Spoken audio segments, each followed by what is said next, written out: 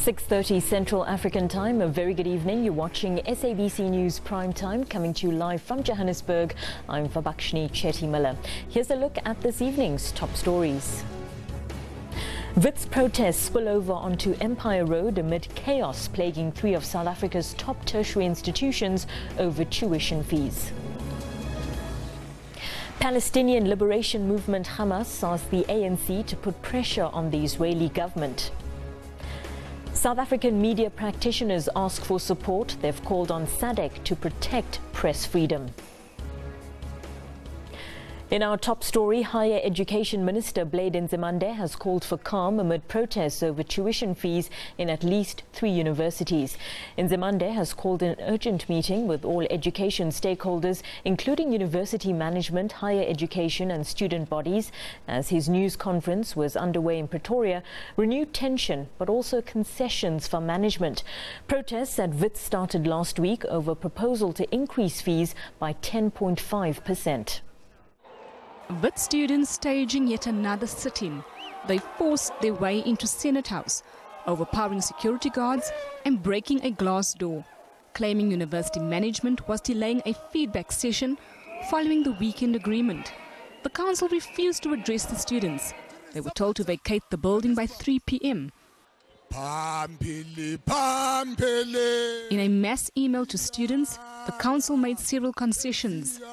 In that agreement, they say that they will negotiate fees from scratch again. The Vice-Chancellor has offered to give up his bonus. The third element is that they will negotiate with banks, the public sector, government, etc., to obtain more funds. Fourthly, and all the kids, students on NSFAS and who are deserving students won't pay the upfront fee payment. And we'll work out a payment plan for them. But students were not appeased. We will put whatever pressure we need to put on everybody. Be it the city, be it the government, be it the province, we will put pressure. If council is not hearing us, Habib must receive a call from Comrade Parkstar saying, Habib, can you control your house? Later this afternoon, students gathered on a busy public road adjacent to the university. An impatient motorist bore the brunt of the protests. As drama unfolded on campuses, a call for calm from the Higher Education Minister and a reality check. Students who can afford to pay must pay. Those who have got money, they must pay. That is the policy of government. We have never said that it's free education for everybody. Nzimande denied keeping a low profile when campuses were burning. The issue of fees is not a matter for the department. It's a matter for the various institutions. That has been the case all along. So it's unfair to then say when there's misunderstanding or student protests that I'm the first port of call. I'm not the first port of call. This is a reflection of a lack of transformation. The fact that throughout the country, it's black students in the main who feel the results and the consequence of such unreasonable decision. With year-end exams just weeks away, tensions around tuition fees are all but resolved. Gillian Pillay, SABC News, Johannesburg. Fee protests are taking place at a number of other tertiary institutions. Let's take a look at what's been happening at Rhodes University in Grahamstown and at UCT in the Western Cape. Comrades, you are not going anywhere today. You tell us that you want food, we'll provide. You want water, we'll provide. You want airtime for next price, we'll provide. We all have those resources today. Acting Vice-Chancellor Francis Peterson and 3 management officials were forced to sit in the scorching heat. Students wouldn't let them go until all their questions had been answered. Several student organizations oppose fee hikes. They say this will exclude underprivileged students from the university. 2 students were injured during the protest. Basically, there was an altercation because in all points there were blockades. So there was a particular student, a white male student, who wanted to pass by force. So he passed and he ran over students. So that's what he did. So basically, it was just a confirmation of the attitude of the privileged white students in the university who see nothing wrong with what is happening here because it doesn't affect them. Students also prevented the acting Vice-Chancellor from being interviewed. They have have nothing else to say to students, to the media, unless they have to speak to students. Students say the shutdown will stay in place until management presents concrete resolutions. Nomao Tusolwandle, SABC News, Cape Town. Students were out before dawn blockading roads with burning debris. They want the university to scrap the 50% minimal initial payment before registration to secure a place for next year. This amounts to anything between 40 and 50,000 rand per student. The university put an offer on the table where they pay only 20% upfront and spread the balance of the annual fees over 10 months. But students want no minimum initial payment. We don't want 20%, I'm sorry. We are not taking it, and it's not like it's 20% of the whole fees, it's 20% of only the MIP payment. Now tell me, if it's only 20%, how much are we going to pay?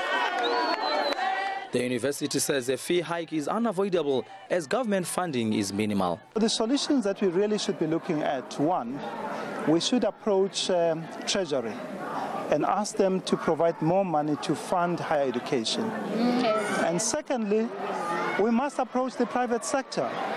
The private sector are the main beneficiaries of these graduates. The university says it remains open to talks with the students to find a solution. Abongile Dumago, SABC News, Grahamstown. The African National Congress says it remains committed to supporting the liberation struggle of Palestinians. Leaders of the Palestinian Liberation Movement Hamas met with the ANC's top 6 leaders, including President Jacob Zuma in Johannesburg.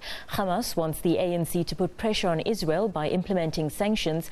Hamas wants Israel to withdraw from occupied Palestinian territories, including Jerusalem. Leaders of the Palestinian Liberation Movement Hamas meeting with an old ally. Hamas's representatives are in South Africa at the invitation of the ANC to drum up support for their anti-Israeli occupation struggle.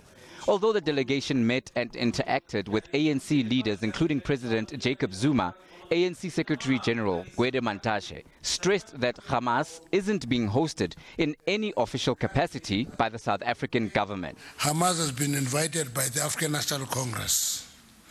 There must be no confusion about that. Not the state or government or anybody. It's a party-to-party relation.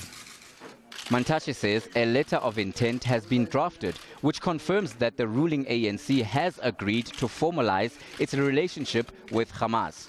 Hamas leader Khalid Mishal says his mission was to give the ANC's top leadership the latest updates on the Israeli-Palestinian conflict.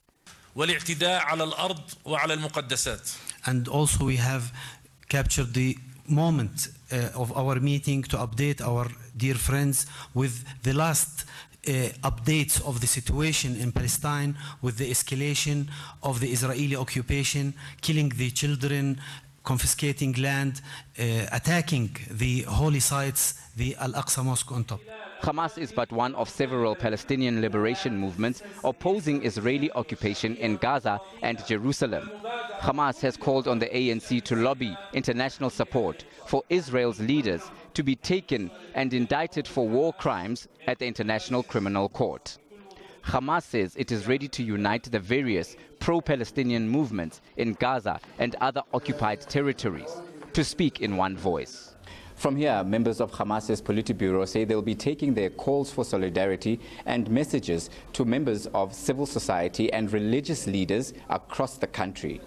Dumala Mushaudi, SABC News, Johannesburg. Let's take you back to our lead story and let's get the latest now. From Wits, we cross live to our reporter Nozintombi Mia. A very good evening to you, Nozintombi. Students have been protesting since Wednesday last week, calling for the proposed increases to be scrapped. Today we saw that protest action escalate into acts of violence. What's the mood at Wits like now? A very good evening to you, Vabakshini. As you can see, it's been an all-day protest by the students, and they are resolute. They refused to leave Senate House up until they've been addressed by the university management. They were sitting outside just a few minutes ago, and several of the students went back inside Senate House to start occupying the area. But they are determined to get feedback today. You'll remember that the executive was supposed to give the students feedback on the discussions that were had on Friday and over the weekend with the SRC leadership as well as with the executive of the university. And they were supposed to give students feedback at midday. And this did not happen because the university management felt that they were not safe. And they asked that the students clear out of Senate House at 3 o'clock before they could address their leaders. Yet still that did not happen. But the students are saying that they will stay here all night if that's what it takes for them to get clarity and feedback from university management.